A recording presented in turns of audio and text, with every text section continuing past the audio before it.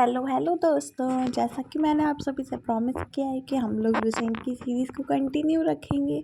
और देखिए इसका चैप्टर 2 आज मैं लेकर आई हूँ। चैप्टर 1 काफ़ी बड़ा था जिसकी वजह से उसको कल एक ही चैप्टर हो पाया, आज 2 चैप्टर कर लेंगे हम। और आइए देखते हैं। मैंने पहले भी बताया था, जो लोग पहली बार देख रहे हैं, ये कोई ऑडियो रिकॉर्ड नहीं है। हम एकदम ऐसे लाइन बाय लाइन नहीं पढ़ेंगे, थोड़ा समझ समझ के अच्छे से पढ़ेंगे, ठीक है। आइए देखते हैं चैप्टर 2, प्रागैतिहासिक काल। इतिहास का विभाजन प्रागैतिहासिक, आदि इतिहास। इतिहास 3 भागों में किया गया है। जो इतिहास है उसको 3 पार्ट में डिवाइड किया गया है, एक प्री हिस्ट्री, एक प्रोटो हिस्ट्री और एक हिस्ट्री। जिस काल में मनुष्य ने घटनाओं का कोई लिखित विवरण उद्धृत नहीं किया उसे प्रागैतिहासिक काल कहते हैं। देखिए, प्रागैतिहासिक काल मतलब सबसे पहले जो था वो प्रागैतिहासिक काल ही था। उसमें क्या था, कोई भी मनुष्य जो था उसने कोई भी घटना जो थी उसका लिखित विवरण नहीं मिला, मतलब कुछ भी नहीं मिला उसके बारे में। और आधे ऐतिहासिक काल क्या था, जिसमें लिखित विवरण तो थे पर वो पढ़े नहीं जा सके, उनकी लिपि ऐसी थी कि जिसको कोई पढ़ ही नहीं पाया। और हिस्ट्री तो ऐसा है जिसको पढ़ा भी लिखा भी गया और जिसकी लिपि को समझ के पढ़ा भी गया था। अब देखिए, ये तीनों चीज़ें हो गई, प्रागैतिहासिक काल, ऐतिहासिक काल और आधे ऐतिहासिक काल, ठीक है। अब देखते हैं, मानव विकास के उस काल को इतिहास कहा जाता है जिसका विवरण लिखित रूप से उपलब्ध है। अब हम जिस इतिहास को पढ़ते हैं ना, जैसे कि मैंने कल बताया था, प्राचीन, मध्यकाल और आधुनिक काल, वो इतिहास है। उसका विवरण लिखित जो है उसमें उपलब्ध है, लिखित रूप में, है ना। जैसे कि मैं आपसे कल बता रही थी कि पुरातात्विक साक्ष्य मिले हैं, विदेशियों के विवरण मिले, धर्म ग्रंथ, ये सब लिखित साक्ष्य हैं। तो ये सब किस में आते हैं, इतिहास में आते हैं। और आधे ऐतिहासिक और प्रागैतिहासिक काल के कोई साक्ष्य नहीं है जो कि मतलब पढ़े जा सके। अब देखिए, अब पढ़ते हैं हम, ज्ञानी मानव यानी होमो सैपियंस का प्रवेश इस धरती पर आज से लगभग 30 या 40 हजार वर्ष पूर्व हुआ है। मतलब जो मानव है, होमो सैपियंस जो है, उनका जो प्रवेश धरती पर वो कब माना जाता है, 30 या 40 हजार वर्ष पहले माना जाता है। पूर्व पाषाण युग या पुरा पाषाण युग के मानव की जीविका का मुख्य आधार शिकार था। अब जो पूर्व पाषाण युग है या पुरा पाषाण युग, उसके मानव की जीविका का मुख्य आधार क्या था, वो शिकार करते थे। और मतलब जो जानवर होते थे ना, उनका शिकार करते थे और वही उनका भोजन होता था और वही उनके मनोरंजन के साधन भी होते थे, शिकार करना, है ना।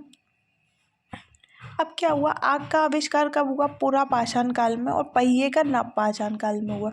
नव पाषाण काल में पहिए का होने का मतलब है कि जब कृषि शुरू हो गई थी नव पाषाण काल में। पुरा पाषाण काल, मध्य पाषाण काल और नव पाषाण काल। जो पाषाण काल है उसको भी 3 पार्ट में डिवाइड किया गया है। देखिए, मैंने आपको सबसे पहले जब मैंने आपको लूसेंट का एक वीडियो डाला था कि लूसेंट पढ़ना सही है या नहीं, तब भी मैंने आपसे कहा था कि इसमें फैक्ट अच्छे दिए हैं पर इसमें आगे और पीछे का नहीं दिया रहता है, तो जिसके लिए आपको एनसीईआरटी पहले से पढ़नी पड़ती है। देखिए, इसमें पूर्व पाषाण युग का दिया है, पूर्व पाषाण युग, मध्य पाषाण युग और नव पाषाण युग, है ना। तो पूरा पाषाण युग में क्या हुआ था, मानव की जीविका का आधार क्या था, शिकार था। और नव पाषाण युग में क्या हुआ, पहिए का आविष्कार हुआ। और आग का आविष्कार कब हुआ था, पूरा पाषाण युग में, जब क्या था, शिकार जो था ना, मतलब जब वो जानवरों का शिकार करते थे तो उसको ही जला के खाते थे, तो उस टाइम पे ऑब्वियस सी बात है कि आग का आविष्कार हो गया होगा, है ना। अब देखो, मनुष्य में स्थायी निवास की प्रकृति नव पाषाण काल में हुई। अब स्थायी निवास की प्रकृति भी कब आई मनुष्यों में, प्रवृत्ति नव पाषाण काल में, मतलब जब खेती कृषि होने लगी, पहिए का आविष्कार हुआ, तब स्थायी निवास की प्रवृत्ति आई। उसने सबसे पहले किसको पालतू बनाया, कुत्ते को पालतू बनाया। मनुष्य ने सर्वप्रथम तांबा धातु का प्रयोग किया तथा उसके द्वारा बनाए जाने वाला पहला औजार, सबसे पहले मनुष्य ने किस धातु का प्रयोग किया था, तांबा का। और उसने सबसे पहले कौन सा औजार बनाया था, तो वो बनाया था उसने कुल्हाड़ी, जो अपन को कहाँ से प्राप्त हुई है, अतिरम पक्कम, मतलब वो तो बना के चले गए, फिर अपन को वो जब खोज हुई, इतिहास के बारे में पता किया गया, तो उस टाइम पे वो कुल्हाड़ी कहाँ से प्राप्त हुई है, उस स्थल का नाम है अतिरमपक्कम। अब कृषि का आविष्कार नव पाषाण काल में हुआ। देखिए, इस चीज़ को हम पहले देख चुके हैं, जब पहिए का प्रयोग कब किया गया, नव पाषाण काल में। तो पहिए का प्रयोग किया गया तो कृषि भी तभी हुई होगी, है ना। प्रागैतिहासिक अन्न उत्पादक स्थल मेहरगढ़ पश्चिमी बलूचिस्तान में अवस्थित है। पश्चिमी बलूचिस्तान में अवस्थित है। कृषि के लिए अपनाई गई सबसे प्राचीन फसल कौन सी थी? गेहूँ पहली फसल है, और जौ थी। लेकिन मानव के द्वारा सबसे पहले प्रयोग किसका किया गया? चावल का। मतलब मानव ने जो प्रयोग किया वो चावल था, और सबसे पुरानी फसल गेहूँ मानी जाती है। कृषि का पहला उदाहरण कहाँ से मिला है?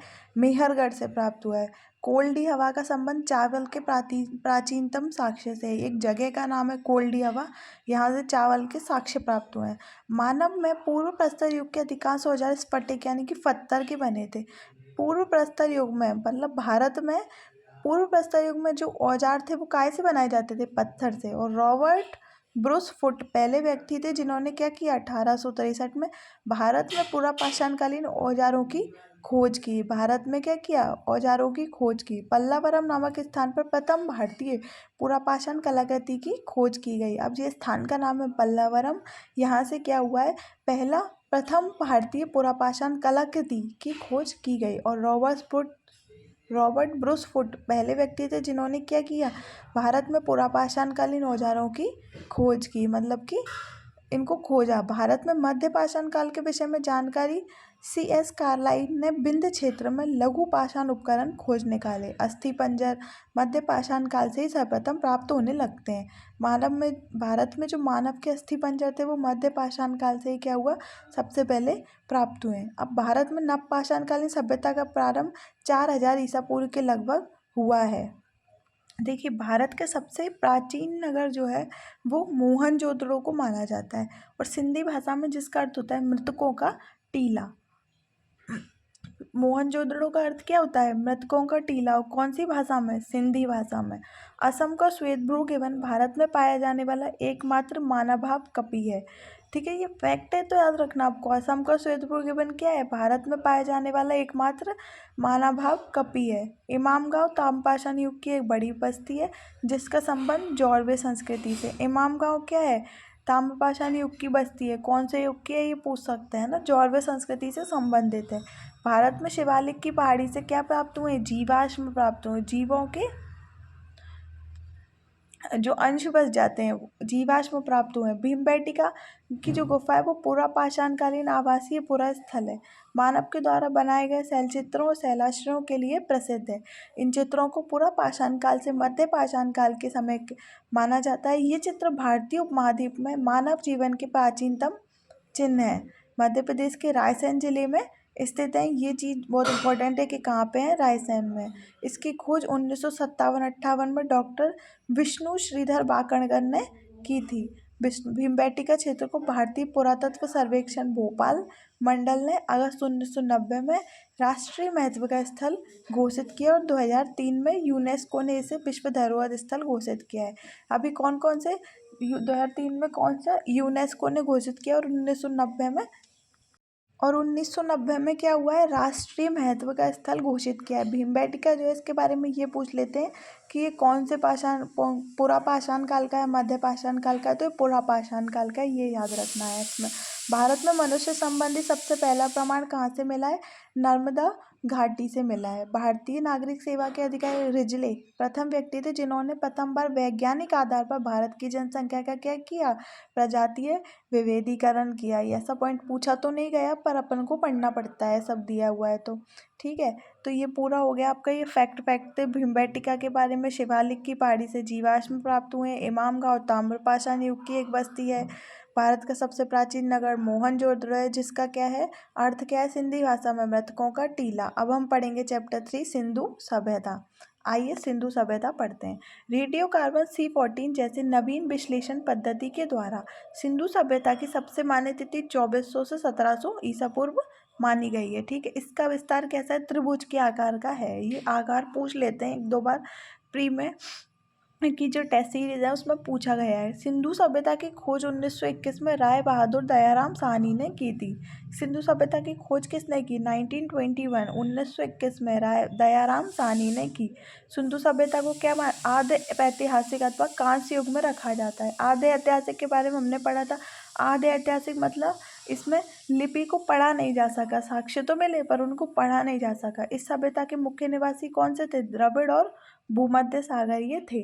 सर जॉन मार्शल भारतीय पुरातत्व सर्वेक्षण विभाग के उस समय के निदेशक थे, जॉन मार्शल। उन्होंने क्या किया, सिंधु घाटी सभ्यता नामक एक उन्नत नगरीय सभ्यता पाए जाने की घोषणा की थी। मतलब उन्होंने इसको ऐसा बताया था कि सिंधु घाटी सभ्यता नामक एक क्या है, नगर है। सिंधु घाटी सभ्यता के सर्वाधिक पश्चिम पुरातन स्थल दास की नदी के किनारे से सुतकागेंड और बलूचिस्तान, पूर्वी हिंडन नदी के किनारे आलमगीरपुर, उत्तरी चिनाब नदी के तट पर मादा और दक्षिणी पूर्व स्थल गोदावरी नदी के तट पर दाइमाबाद। ये चारों स्थल जो है वो आपको याद रखने पड़ेंगे, और कौन सी नदी के किनारे हैं ये भी याद रखना पड़ेगा। एक और मैं रिवाइज करा देती हूँ। पूर्वी स्थल कहाँ पे है, आलमगीर उत्तर प्रदेश में।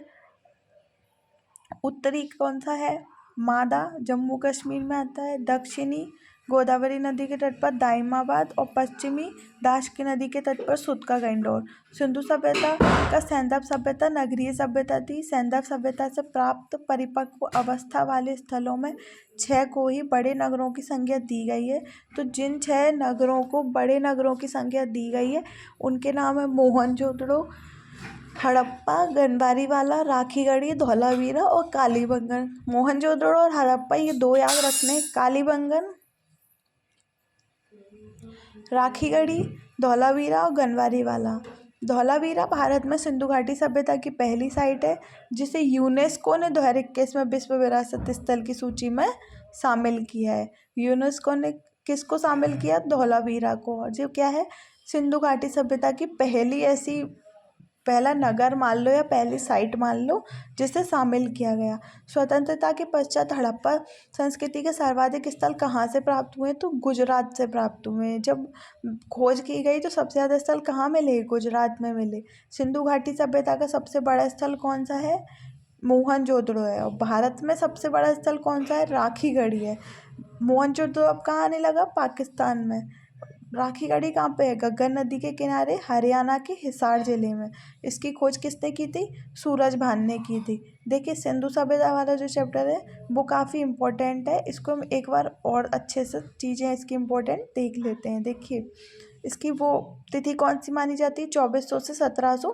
राय बहादुर दयाराम साहनी ने इसकी खोज की थी। नगरों को याद रखना ज़रूरी है। अब आइए आगे देखते हैं कि क्या है। देखिए सिंधु सभ्यता के 2 प्रमुख बंदरगाहों के नाम हैं, लोथल और सुतकोतदा। लोथल और सुतकोतदा। जुटे हुए खेत और नक्काशीदार ईंटों के प्रयोग का साक्ष्य कहाँ से मिला है, कालीबंगन से प्राप्त हुआ है। कौन से जुटे हुए खेत और नक्काशीदार ईंटें कहाँ से प्राप्त हुई है, कालीबंगन से। मोहनजोदड़ो से प्राप्त स्नानागार सभ्यता सैंधव सभ्यता की सबसे बड़ी इमारत है। स्नानागार कहाँ से प्राप्त हुआ है, मोहनजोदड़ो से, जो कि सैंधव सभ्यता में सबसे बड़ी जो इमारत मानी जाती है वो यही मानी जाती है। इसका क्या है, 11, 8 और 3। इसको अगर याद रखना है तो ऐसे याद रख सकते हैं, 1188 मतलब 12, 7 और 3 या 2, जो भी आपको पढ़ना है, ठीक है। अब अग्निकुंड कहाँ से प्राप्त हुए, लोथल और कालीबंगा से। लोथल से और क्या प्राप्त हुआ है, बंदरगाह। और सुतकोतदा से क्या प्राप्त हुआ है, बंदरगाह। अब लोथल मोहनजोदड़ो से नर्तकी की एक कांस्य मूर्ति भी मिली है। मोहनजोदड़ो से नर्तकी की एक कांस्य मूर्ति। हड़प्पा की मोहरों पर सबसे अधिक एक श्रृंगी पशु का अंकन मिलता है। यहाँ से प्राप्त एक आयताकार मोहर में स्त्री के गर्भ से निकलता पौधा दिखाया गया है। हड़प्पा की मोहरों पर सबसे अधिक एक श्रृंगी पशु का अंकन मिलता है। मन के बनाने के कारखाने कहाँ पे, लोथल और चनूदड़ो। लोथल और चनूदड़ो। और लोथल से और क्या प्राप्त हुआ है, अग्निकुंड भी प्राप्त हुआ है। लोथल क्या एक बंदरगाह भी है ना। अब लेखन कला की उचित प्रणाली विकसित करने वाली पहली सभ्यता थी सुमेरिया की सभ्यता। सिंधु सभ्यता की लिपि थी भाव चित्रात्मक, वह लिपि जिसमें क्या कहते थे अपन, इसको पूरा ना पढ़ के ये समझ लो जैसे अपन लिखते हैं उसका उल्टा इसमें लिखते थे। एक लाइन लिख ली आपने दाएं से बाएं, फिर उसके बाद में फिर वहाँ से शुरू करते थे, ये बाएं से दाएं उल्टा ही शुरू करते थे। जब अभिलेख एक से अधिक पंक्तियों को होता था तो वह पहली पंक्ति दाईं से बाईं और दूसरी बाएं से दाईं ओर लिखी जाती थी। सिंधु सभ्यता के लोगों ने नगरों तथा घरों के विन्यास के लिए क्या किया, ग्रिड पद्धति अपनाई। घरों के दरवाजे और खिड़कियां सड़क की ओर न खुलकर पिछवाड़े की ओर खुलते थे। केवल लोथल नगर के दरवाजे जो थे वो मुख्य सड़क की ओर खुलते थे। बाकी सभी जो थे घर, उनके दरवाजे पिछली साइड में खुलते थे। सिंधु सभ्यता में मुख्य फसल थी गेहूँ और जौ, और जो मिठास के लिए शहद का प्रयोग करते थे। मिट्टी से बने हल का साक्ष्य कहाँ से मिला है? बनवाली से मिला है। बनवाली जगह का नाम है। रंगपुर और लोथल से चावल के दाने मिले हैं, जिनसे धान की खेती होने का प्रमाण मिलता है। चावल के साक्ष्य जो हैं वो लोथल से प्राप्त हुए हैं। रंगपुर और लोथल से क्या मिला है? चावल के साक्ष्य भी मिले हैं और धान की खेती होने का प्रमाण भी मिला है। चावल के जो प्रथम साक्ष्य हैं वो कहाँ से प्राप्त हुए हैं? लोथल से प्राप्त हुए हैं। तौल की इकाई संभवतः 16 के अनुपात में थी। सुरकोतदा, कालीबंगन और लोथल से घोड़े के अवशेष मिले हैं। सुरकोतदा, कालीबंगन और लोथल से सबसे ज़्यादा चीज़ें प्राप्त हुई हैं। सैंधव सभ्यता के लोग यातायात के लिए क्या करते थे? 2 पहियों और 4 पहियों वाली बैलगाड़ी या भैंसा गाड़ी का प्रयोग करते थे। मेसोपोटामिया के अभिलेखों में वर्णित मेहलूहा शब्द का अभिप्राय कैसे था? सिंधु सभ्यता से ही था। मेसोपोटामिया के अभिलेखों में वर्णित जो मेलूहा शब्द है, ये एक बार टेस्ट में पूछा गया था कि मेलूहा शब्द का अभिप्राय कैसे है, तो सिंधु सभ्यता से ही है, जो कि मेसोपोटामिया के अभिलेखों में वर्णित है। अब देखो इसको एक बार और देखते हैं कि लोथल से क्या प्राप्त हुआ है। लोथल और सुरकोतदा से सिंधु सभ्यता के बंदरगाह, जुते हुए खेत और नक्काशीदार ईंटें कहाँ से प्राप्त हुई हैं? कालीबंगन से। स्नानागार मोहनजोदड़ो से। अग्निकुंड लोथल और कालीबंगन से। और एक शील पर देवता वाली मूर्ति कहाँ से मिली है? मोहनजोदड़ो से। नर्तकी की कांस्य मूर्ति मोहनजोदड़ो से। एक संगी पशु का अंकन हड़प्पा की मोहरों पर। मन के बनाने के कारखाने लोथल और चनूदड़ों में मिले। लिपि कैसी थी? भावचित्रात्मक। ग्रिड पद्धति अपनाई गई घरों के लिए। लोथल के घर ऐसे होते थे जिसमें क्या होता था? दरवाजे आगे की ओर खुलते थे, बाकी सभी पीछे की ओर। मुख्य फसल क्या थी? गेहूँ और जौ। मिठाई के लिए काय का प्रयोग करते थे? शहद का। मिट्टी से बने हल का साक्ष्य कहाँ से मिला है? बनवाली से मिला है। रंगपुर एवं लोथल से चावल के दाने मिले हैं, जिनसे क्या हो रहा है? धान की खेती होने का प्रमाण मिला। चावल के पहले साक्ष्य लोथल से प्राप्त हुए हैं। सुरकोतदा, कालीबंगन और लोथल से सैंधवकालीन घोड़े के अवशेष मिले हैं। अब आइए नेक्स्ट देखते हैं। अब देखो, हड़प्पा संस्कृति का शासन जो था वणिक वर्ग के हाथों में था। पिगट ने क्या कहा? पिगट महोदय जो थे, उन्होंने हड़प्पा और मोहनजोदड़ो को एक विस्तृत साम्राज्य की जुड़वा राजधानी कहा। इन्होंने जुड़वा राजधानी कहा है इसे। सिंधु सभ्यता के लोग क्या करते थे? धरती को उर्वरता की देवी मानकर उसकी पूजा करते थे। वृक्ष पूजा और शिव पूजा के प्रचलन के साक्ष्य भी सिंधु सभ्यता से मिले हैं। स्वास्तिक का चिन्ह भी हड़प्पा सभ्यता की देन है। इस चिन्ह से क्या हुआ? सूर्य की उपासना का अनुमान लगाया गया। सिंधु घाटी के नगरों में किसी भी मंदिर के अवशेष नहीं मिले। मंदिरों के अवशेष सिंधु घाटी सभ्यता में नहीं मिले। सिंधु सभ्यता में क्या हुआ? मातृ देवी की उपासना सर्वाधिक प्रचलित थी। मातृ देवी की उपासना प्रचलित थी। पशुओं में कुबड़ वाला साँड़ इस सभ्यता के लोगों के लिए विशेष पूजनीय है। कुबड़ वाला साँड़ जो है वो पूजनीय था। मण मूर्तियाँ मिली, यानी कि मिट्टी की मूर्तियाँ मिली, जिससे कि क्या लगाया गया कि सिंधव समाज जो था वो मातृसत्तात्मक था। सैंधववासी सूती एवं ऊनी वस्त्रों का प्रयोग करते थे। क्या करते थे? सूती और ऊनी वस्त्रों का प्रयोग करते थे। मनोरंजन के लिए क्या करते थे? मछलियाँ पकड़ते थे, शिकार खेलते थे, पशु पक्षियों को आपस में लड़ाते थे, चौपड़, पासा, ये सब चीज़ें खेलते थे। काले रंग के डिजाइन किए हुए लाल मिट्टी के बर्तन बनाते थे। सिंधु घाटी सभ्यता के लोग तलवार से परिचित बिल्कुल भी नहीं थे। कालीबंगन क्या था? एकमात्र हड़प्पाकालीन स्थल था जिसका निचला शहर भी किले से घिरा हुआ था। कालीबंगन का अर्थ क्या था? काली चूड़ियाँ। यहाँ से पूर्व हड़प्पा स्तरों के खेत जोते जाने और अग्नि प्रथा के भी प्रमाण मिले और खेतों के जोते जाने के भी प्रमाण मिले। पर्दा प्रथा और वेश्यावृत्ति जो थी वो सैंधव सभ्यता में प्रचलित थी। पर्दा प्रथा और वेश्यावृत्ति, शवों को जलाने और गाड़ने वाली जो 2 प्रथाएं थीं। देखिए, हड़प्पा में क्या करते थे? शवों को दफनाते थे और मोहनजोदड़ो में जलाने की प्रथा थी। लोथल और कालीबंगा में क्या मिली है? युग्म समाधियाँ मिली हैं। सैंधव सभ्यता के विनाश का संभवतः सबसे प्रभावी कारण बाढ़ था। और आग में पकी हुई मिट्टी को क्या कहा जाता था? टेराकोटा कहा जाता था। देखिए फ्रेंड्स, मैं ना अभी कुछ दिनों से एडिटिंग पे काम कर रही हूँ OBS स्टूडियो के। जैसे ही मैं वो कुछ दिनों में सीख जाऊँगी तो हम ये वाले जो सेशंस हैं लूसेंट की सीरीज़ वाले, ये OBS स्टूडियो से ही लेंगे। पर अभी मेरा भी एग्ज़ाम है तो मैं बहुत ज़्यादा टाइम एडिटिंग को नहीं दे पा रही हूँ, इस वजह से उससे मुझे सीखने में टाइम लग रहा है। तो हम उसको जब भी सीख लूँगी मैं उसको थोड़े दिनों में, तो हम ये जो वाली जो लूसेंट की सीरीज़ है उसको उससे स्टार्ट करेंगे तो और ज़्यादा अच्छा लगेगा। स्टार्ट तो नहीं करेंगे, मतलब यहाँ से ये खत्म होगा वहीं से शुरू करेंगे। और इसके नीचे जो है ना एक जो स्थल हैं और उनके खोजकर्ता जो हैं उनके नाम वगैरह का एक बहुत बड़ा चार्ट दिया गया है, जो कि लैपटॉप पर ही मुझे पढ़ाना पड़ेगा, तो उसको हम बाद में देखेंगे। और आप लोग जब तक लूसेंट जो है इसके 3 चैप्टर हो गए हैं, इसको खुद से भी रिवाइज़ कीजिए। और खुद से रिवाइज़ करना बहुत अच्छा होता है। और देखिए ऊपर एक बॉक्स दिया हुआ है, यहाँ पे लिखा है कि सिंधु काल में विदेशी व्यापार जो वस्तुएं आई थी वो कौन कौन सी थी। तो सोना कहाँ से? कर्नाटक, अफगानिस्तान और ईरान से आता था। चांदी अफगानिस्तान और ईरान से, और टिन भी अफगानिस्तान और ईरान से। गोमेद जो वस्तु थी वो सौराष्ट्र से आती थी। लाजवर्त मेसोपोटामिया से। और सीसा कहाँ से आता था? ईरान से। और तांबे का तो सबको पता ही है, खितड़ी बलूचिस्तान और ओमान से आता था। अगर आपको ये सीरीज़ पसंद आ रही हो तो इसको लाइक कीजिएगा, चैनल को सब्सक्राइब कीजिएगा, और मिलते हैं नेक्स्ट वीडियो में।